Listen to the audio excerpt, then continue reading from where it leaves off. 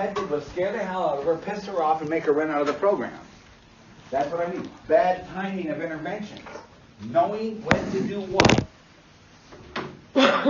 And it's not that it's a bad idea. It's a really good thing. It's going to need to be done. We need to do this, but not right now. Does that make sense? And guys, you got to respect. You know, in the very beginning, this person, the only thing they know is they are terrified, they're scared to death, and they're not feeling good, they're hating themselves in all kinds of ways, they're this and that and everything else, and all they're doing is trying to fill a place. Is there one itty bitty tiny little place where I can feel safe for a minute? That's what you need to understand and see with that. You know what I'm saying? And so remember that kind of, hey, when you, at some point, these ones and twos, remember what they were? What were ones? What were ones? Real things that happened in the past that were bad. This may be a driving force in this whole hedonic calculus. It's going to need to be addressed, but not yet. You see what I'm saying with that? Not until that client's able and ready to deal with that. And early recovery, they're probably not. All that's going to do is be the straw that breaks that camel's back. You see what I'm saying with this stuff? Same thing with the twos. And so, knowing when to do what. It's not just what you do, but it's when you do it. And how well you do it when you do it. Does that make sense? That's so very important, you guys, with this. So wildly, critically important. Shouldn't it also be said that sometimes people avoid dealing with the ones and twos because they've done that for so long, so that it's important to encourage that this is going to be a safe place for you to talk about the ones and twos, Exactly. and let's get it. Yes, when it's time and when it's appropriate. Exactly. Yes. And that's going to be a scary thing to that person. Don't forget, guys, this is the stuff, this is the payoff right here. We don't ruin our lives for the fun of it. This is what's making this worth it. At some point, it's going to need to be addressed, looked at, talked about. When it's the right time. Hi, how you doing? I'm Dan. Welcome to treatment. Listen, get yourself unpacked and then come in and we're going to talk about that terrible thing that happened to you when you were 6. That's not a good thing. You see what I'm saying? No, that's probably not a good timing. That's probably not a good timing. Does that make sense? It's knowing when to do what and how this unfolds in a proper manner. That gal was celebrating and thrilled to death the fact that she went another day without chasing heroin. And that counselor got it up his ass that day. For some reason, today's the day we got to talk about your prostitution. What the hell was he thinking? You see what I'm saying? What would have been your last line instead of what you said? What would have been your last line to say to me as I'm coming in as a new counselor? I just said, I want you to know that if you have any concerns or any questions or any problems, that I'm here for you, and it's okay to talk to me about any of that. So that's what I said. Right. So that you're opening up the door for me to be able to come in and making it safe. Making it safe. And guys, again, with this stuff, it's safe. How many clients? You know, right now there are treatment centers full of people who are jonesing and mentally, emotionally, not physically anymore. The withdrawal syndrome's over. Mentally, emotionally, they're jonesing the hell out of their drugs. And they're terrified. They don't dare say it. You know why? Because they'll catch hell for it. What the fuck do you mean you miss your alcohol, you fucking idiot? What don't you realize you should be glad? Don't you realize you want to get better or not? You see what I'm saying? Is that really a good thing to do? No, it's not. No, it is not. So if you bring up something and they're obviously you realize now they're not ready, can you just like slowly back off of it then? Okay. Because sometimes you're going to make that mistake. Sure. Sometimes you're going to think, well, they're ready. We can move to here now and realize, no, it's not yet. Okay, that's cool. Okay. Yes. I feel like if you... And you know what else it is? Okay, and counselors are terrified of this, to admit that you were wrong. Well, I was just going to say that. Like, I feel like if you sit... It doesn't have to be this freaking complicated. If you sit with a person and you talk to a person like they're a goddamn human being and relate and understand and are compassionate and kind and a teacher... You're right. Like... However... We got it in our head, that somehow or another, I'm not superior drug addicts, to... alcoholics are uniquely flawed, different from the rest of us. No, but... I know that, but that's the way we get it in our head. Yeah. And it's all your fault, and you're just an asshole, and if you really give a damn about anybody but yourself, and if you did something, you would stop it. Right. You see what I'm saying? Mm-hmm. And since you're not stopping it, and now since you dare say right now you miss your drug, is that what you want to tell me? Do you see how that works? But see, my counselor told me that you had a love affair with heroin and you need to grieve that loss. That's good. And I feel like you got lucky. You had a good counselor. Yeah. I'm not saying every counselor out there is a bad counselor. I'm right. saying, gang, once again, there's a definite reason why. But I laughed the first time she said that to me. I'm like, what? Yeah. You know, I was like, whatever. But then once I thought about it, I'm like, oh my God, you're right. Every day That's it. I was on a seek and find for, you know. And romancing. Yeah. And the thing, and guys, this can be very insidious. Somebody, let's say again, on opiate thing, and now they're walking. Oh shit! Oh, I got drugs. Yeah. You see what I'm saying? That's how powerful it can be. Mm-hmm. I gotta do a stub their toe. Oh shit! This could be. I need. Oh, this guy. You see what I'm saying? I could go say I got my knee hurt. Mm-hmm. You see, that's how powerful that stuff can be. Yeah, you understand that. You know what this is. You see what I'm saying with this stuff? All that kind of stuff, you guys. If you determine then that it's a bad time, so like in the case of this woman, she pushed back, is it safe to then say like, all right, we don't have to address it right now, but that's something we need to remember to look at later? You know what, right now this feels like this isn't the time to be talking about this. And let's talk, what do you want to talk, where are we now? Okay. Let's get back into the now, because this isn't, and I wouldn't even say we have to later. I would say, okay. let's take a look, let's see if we want to talk about this later. In the back of my head, I say, yeah, we're going to want to talk about this later. But right now, let's But there, we'll see if we're going to talk about it later, is planting a seed in the mind of, let's think about it. Question for you, just as you talked about stubbing your toe and, oh God, I need drugs. Are we going to discuss that at some point where the person is fresh or years into recovery and there is some legitimate health issues? Yeah. And there is pain. Mm-hmm. So how do you approach that? How do you approach, use of medications? Now you got to count on the wisdom of the damn doctors. Yeah. You're a heroin addict, and the next thing you know, they just cut off your left arm, and they won't give you a damn pain pill for it. That's kind of stupid too, isn't it? Right. And sometimes, and so yeah, and finding, and a lot of that stuff again, as we get into the brain and things like that, understanding this stuff. Okay. So yeah, boy, this is complicated stuff, isn't it, you guys? Isn't it? Who's a better counselor right now than they were an hour ago? This is the point of this. That your clients are going to be better off because we're talking about this right now. That's what class is. That's what we're here for. So is it bad to refuse pain meds? Pardon me? Is it bad to refuse pain meds, Nolan? You mean if you're a patient? Mm-hmm. I mean, if you're suffering hideous pain and you don't want pain meds, you realize pain can be a dangerous disease. No, man, but I refuse. Fine, if you don't want a pain med and stuff and you want to endure it and everything else, then go ahead. Well, how about if you're sitting there? How about if you're sitting there and legitimately in pain, and that doctor says, "Well, you used to be an addict, no pain meds for you." That's cool with that. Well, you would be cool with that. Like once again, you would be cool with that. But I mean, like, no, if he knows in his body that one well, pain. that's what I'm saying. So you would be cool with that. Opiate in it. It may trigger. That may be. It might be. It could be. And you're right about that. You don't want You to try could be. You just got a compound fracture. Half of your leg is sticking out, and everything else. And we're going to hook you up with some morphine, and you say no. They're probably going to say, we really think you should have some more. But could that be for you? It could be, and you're right. Yeah.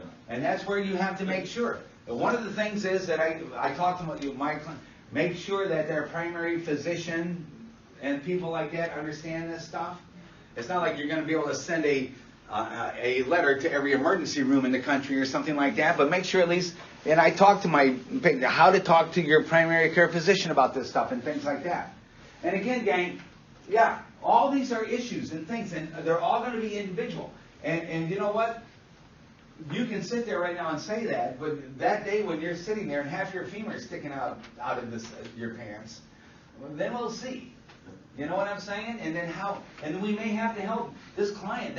You know what? They're going to need to be on this right now. I mean, look at this. And the thing is, well, then how do we help you manage that, get through that, and not let that become that trigger? How do we help you manage that? I think that there's a way around that. As an addict, like, I can tell you, I had brain surgery last year. And I mean, like you said, when it's something as serious as, like, okay, I needed to have these pain medicines. Yes, there was a possibility there was going to be a trigger. Yes, there was a possibility. However, my doctor knew that I was an addict, so it was like you put things in place. That's it. To make sure that you take them correctly. You take them, like, I may have to hand her the whole bottle. And hey, I just need you to make sure I take them at the right time. Right. That's what I'm saying. That's why make sure your primary care physician knows what the situation is and things like that.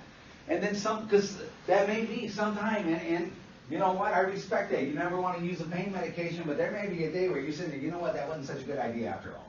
And then how do we help that person manage that? Those kinds of ways and things like that. I mean, that's where I'm at. Like, I just know myself. I'm an extremist. Yeah. I like it all. Well, there you go. And I mean, I fear that. I do. And that would be, maybe for you, the best thing is endure that pain and just deal with it. Deal with it. And that could be. That's you. And this is the thing, you guys, remember, your personal experience all the time, you always got to remember that that's your, and, you know, a good counselor learns and benefits and incorporates their personal life and their personal experience, whether it's recovery or not or anything else, into who their counselor persona. You're going to develop your counselor persona and that kind of a thing, but you always got to remember that while you can be a neat little resource for understanding stuff, you're not the only story. Never let your story be everybody's story. You see what I'm saying with that? Mm-hmm. That's another thing with that. That's a very important part of that. Bad timing of interventions, and then of course the next one is wrong intervention. What would be the number one reason for wrong intervention? You didn't do your assessment well, you don't know what the hell the real problem is in the first place, and you're trying to fix the wrong thing. You see what I'm saying with that? Guys, an interesting little story that I think illustrates this. I'm a biker.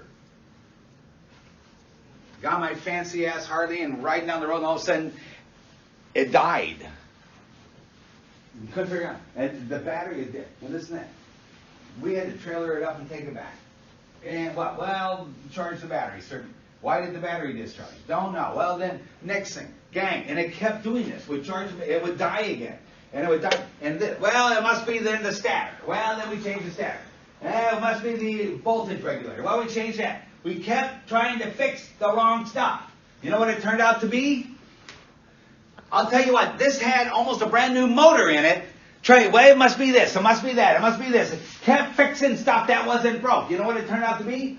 One night, me and a buddy and I just had it, and it was pitch black in the garage.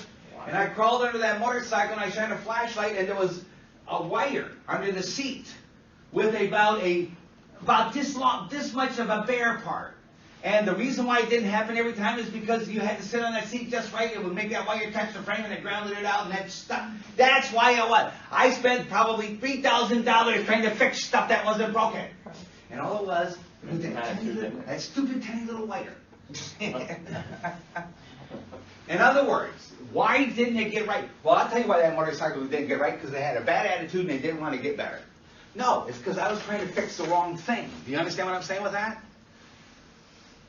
Know what you're working with. Most, and not just drug therapy, therapy in general, counseling in general. Most counseling that goes wrong, the reason is because of bad assessment in the first place. If you don't know what the real issue is, how the hell are you supposed to know how to fix it? Does that make sense? Oh, it's the stator. It's the voltage regulator. Well, it's the this. Well, it's the that. Well, I bet I went through 4 new batteries. Do you know what a stator is? And that's a major surgery on a motorcycle, and that kind of thing. And this, all these different things. It was a wire. It was under the seat, and when you sat on it just right, it would push that wire. Not every time. Stubborn ass that fucking bike just didn't want to get better. Should have put it in prison for a few years, maybe straighten out his attitude. You see what I'm saying with that? Once figured out, there it is right there. It was fine. Does that story illustrate what I mean by wrong interventions? Yeah. Does that story illustrate that if you don't know what the problem is in the first place, you keep trying to fix the wrong stuff? No wonder it's not getting better. Do you see what I'm saying with that, you guys?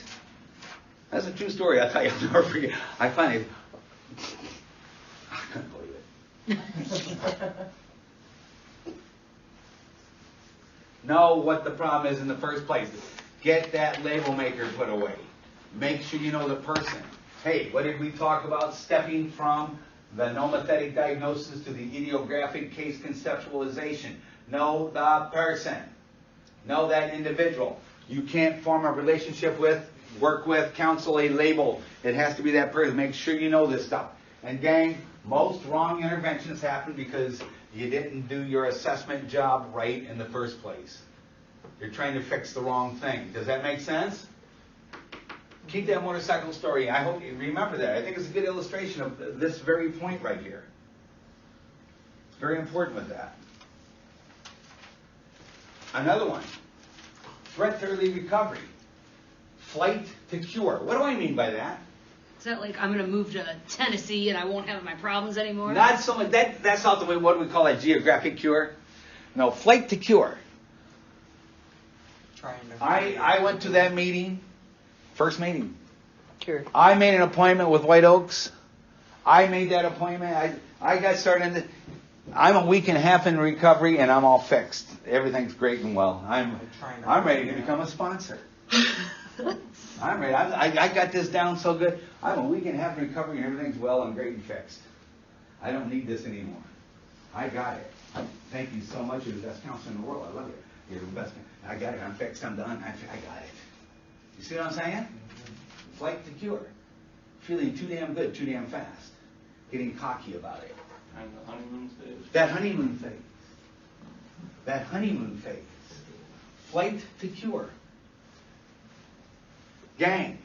And you're going to see this. And you're going to see this one a lot. I mean, think about it once again. How long does that person want to lay and wallow in? No, they want out.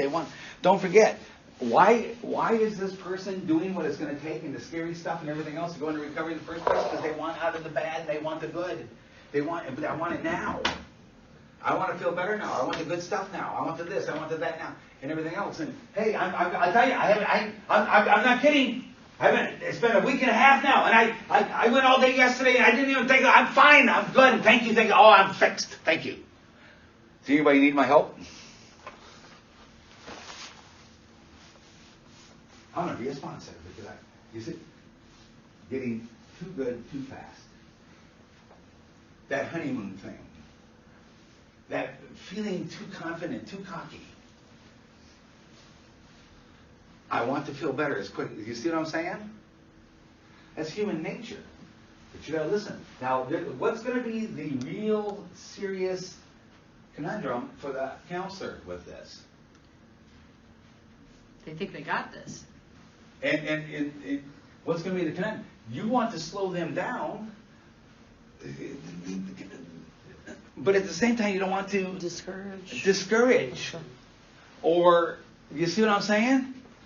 This is, how do you convey this? I'm really great that you're feeling this good about stuff, but you know what?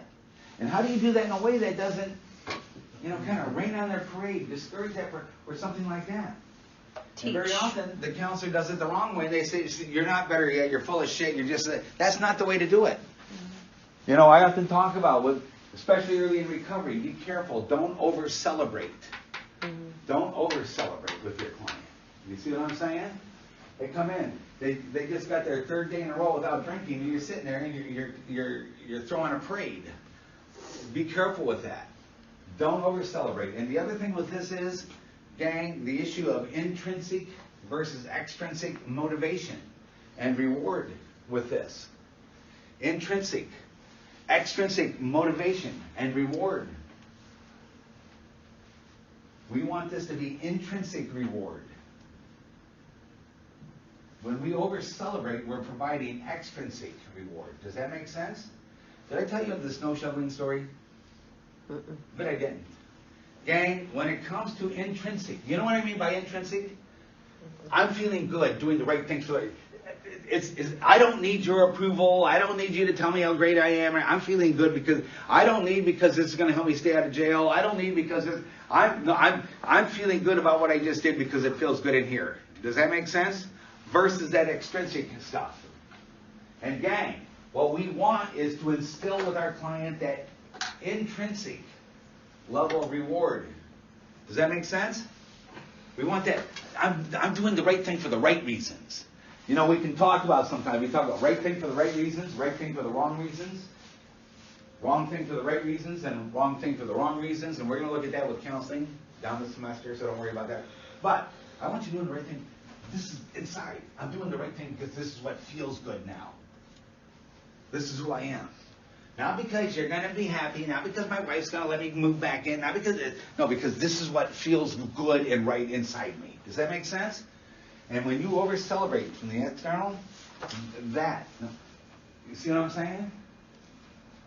One day, I was about 6 years old. And what kid doesn't remember that first day of snow and you just couldn't wait to hear on the radio or the TV school canceled? Remember that? School got canceled. This back when we used to have winter here. Not this. We used to have real winter in Peoria. I was 6 years old. And no school. That was the greatest thing in the world. I don't know what got into me that day. I got the snow shovel and I went outside and shoveled my parents out the front door and down to the sidewalk. I shoveled the front of the sidewalk. I don't know why. Nobody told me to. Nobody said, oh, Dan. No, for some reason, I was just having the damnedest, greatest time doing that day. I finished with my parents. I did the neighbors.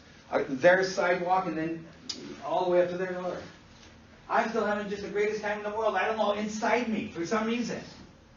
I did the next neighbors. Still, I don't know what that got into me. I just having a great time doing this. I did the third next neighbor. And when I finished that third next neighbor's house, the lady came to the door and she called me up to the door and she said, what a good little boy, and gave me a quarter.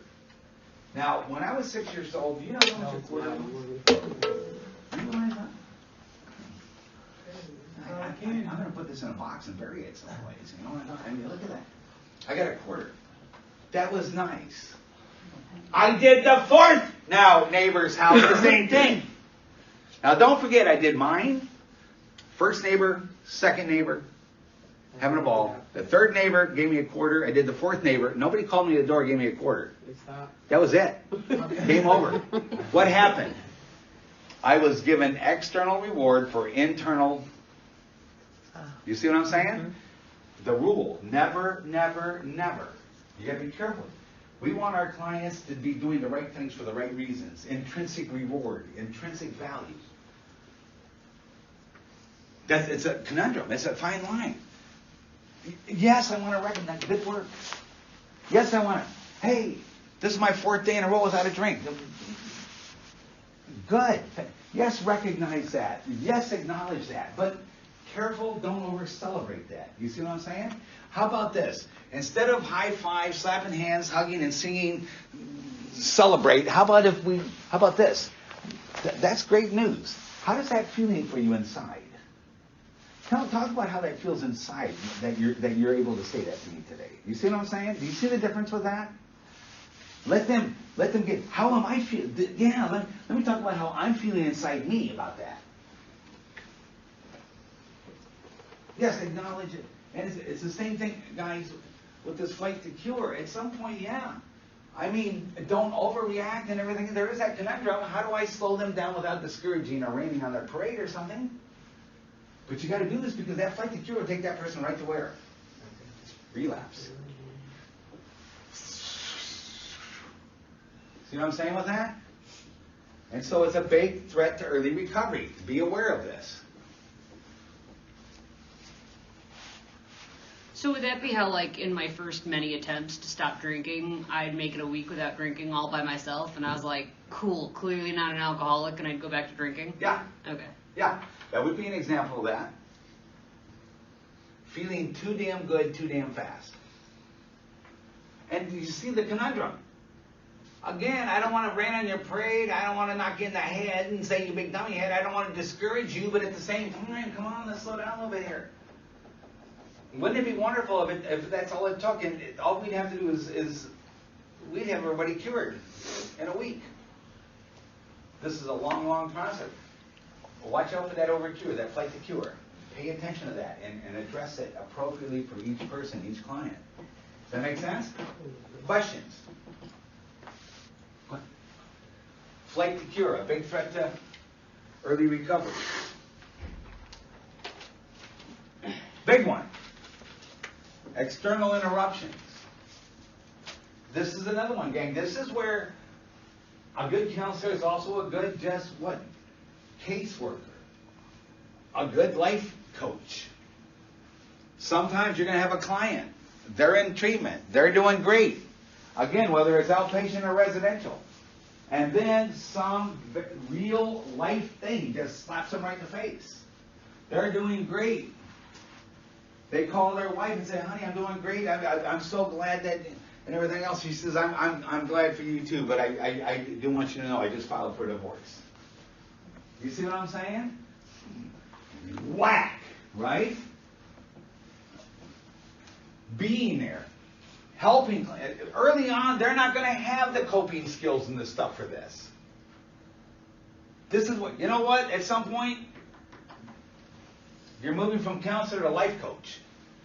From counselor to just life helper. Help them get through something. It happens. Doing great treatment, this and that and everything. And that tornado hit, I'm stuck in this treatment center, my family, that tornado that hit Washington 3 years before. What? How long ago was that? 6 years ago. Has it been that, how long? 6. Been that long? Yes. Jeez. It was just right around this time, wasn't it? Yeah. November something? 17. Yeah, so yeah, we're getting up to it. Were you there? How do you know that so well?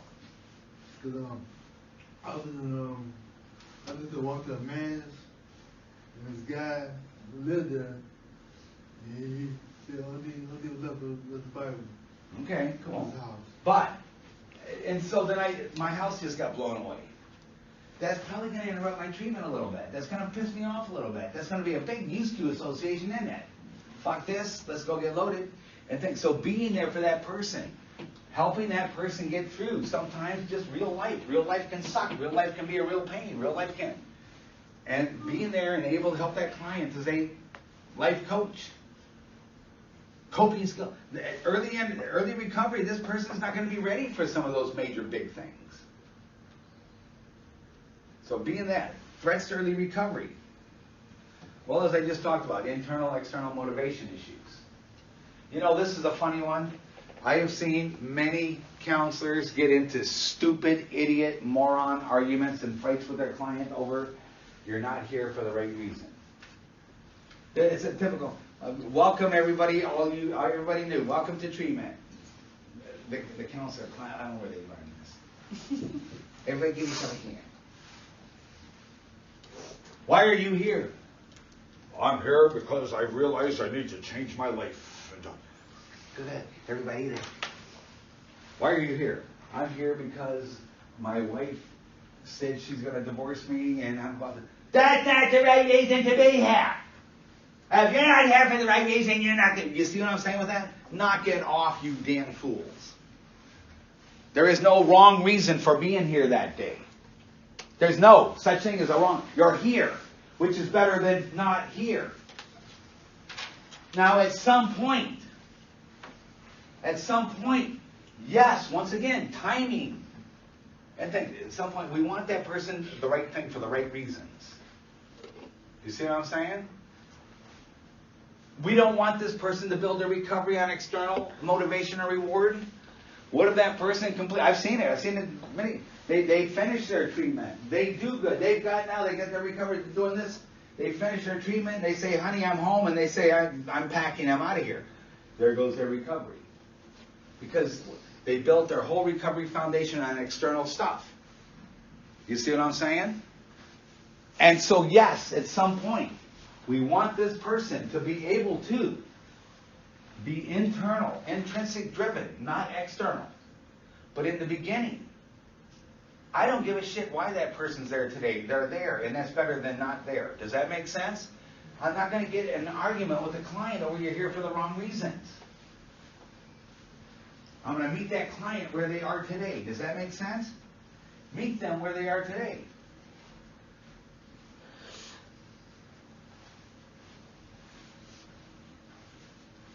Don't. It's just, you're not here for the right reason. So, stop it. Don't do that. This is a big one. For that counselor, again, I don't care why you're here today. It's better than not here. Does that make sense? We're going to work on it. Yeah, and besides that, gang, aren't those external things kind of important anyway? Mm-hmm. Is there anything wrong with not wanting to go to prison? Is there anything wrong with not wanting the spouse to leave? Is there anything wrong? Is there something wrong with that anyway? No. Aren't most reasons people go into treatment originally external motivation issues? Exactly. Because otherwise, why the hell would you go? There you go. And then I sit here like an idiot moron calling myself a counselor, berating you for that. Happens all the time, you guys. You're not here for the right reasons. That person doesn't even know what the right reason is yet. You see what I'm saying? They don't even know yet. And you're demanding that from them.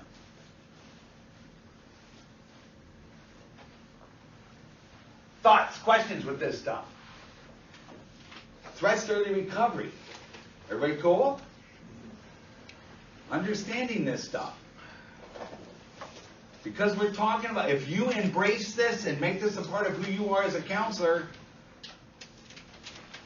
and go with this stuff, somebody's life will be better off one of these days because of what we did today. Now, if you don't embrace it, well, then we just wasted a bunch of time. If you embrace this, somebody's life is going to be better because of this today. We'll continue with this when we get together on Friday. You guys have a good one. Be well. Stay warm. Steven, my thought on the don't take drugs thing, right? And because I knew a guy who got hurt. So, like, you run into the whole, like, you can't do your rehab if you're in too much pain. Now, I get it. Like, Thank you for that. unless you absolutely have to, like, don't. But this one guy, like, his sponsor would talk to him and it was like, that's fine, but at a certain point you gotta realize, like, if you don't do the rehab because you're in the pain, then you're never gonna get better and the pain won't ever go away. So, and I get it, there's a super fine line there. Yeah. I don't know that there is one good answer to it. I think it's an I think I can understand, because my wife was when I got with her, she was an alcoholic and drug addict and everything she get her hands on. She had brain surgery like Oscar and Angela. And they try to give her, okay, we're going to give you oxycodone and this, that, and the other. I say, but for how long? Oh, okay. Come on down to my office. She's not going to become addicted to anything. Right. You know what I'm saying? So she needed it. Dan, are you ready for me? Yeah, come to my office. She needed it for a while. Like, I would have to give it to my parents. And then they turn around and say, my doctor in Bloomington said, we can only give you 7 days under some type of thing, we can only give you 7 days. Like, even though the doctor in Peoria, St. Francis, said we can give you all of that, we only gonna give you 7 days. She said, that's fine. Give me the 7 days. They knew I was an addict, but it needed to be done. They needed me to be there, but they like did it at very minimum. I got real sick once, pretty early on, and I was just an alcoholic, right? I wasn't a fucking drug addict. And they gave me codeine laced cough medicine. He was like, you got a cough? And I said, no. And he's like, oh, it's coming. I'm going to give you the good shit, right? I didn't need that. I did not also disclose that I had a history of substance abuse. Right? And I was like, oh, I'm too sick to fight this battle, so I took it. The first day I took it like I was supposed to. And the second day I started feeling better, and I'm like, this is such a piddly-ass dose. Clearly the doctor was wrong. So I started taking a little more. Oh, the next day I'm like, I'm feeling even better. Every 4 hours, he clearly meant every 3.5 with this higher dose, right? And the next thing I know, I'm like, dude, I'm a fucking drug addict too. Yeah. Sometimes it's, if you don't wanna do it, I mean, if you know that you got addictive personality, ain't no need in trying something if you know you got an addictive personality. I called a ain't friend of doing mine in the nothing. program who actually went through this program too, and I was like, here's what I'm doing, and he's like, you're a fucking drug addict, pour out your cough medicine. And I was justifying the hell out of it too. I was like, well, you're not supposed to dump those things into the water system. And he was like, shut the hell up. And dump out the cough medicine. Because I was like looking for any reason. Yeah, for that reason, to justification. take the rest of the cough medicine that I didn't need. It kind of made me sick, but also got me a little high. Right?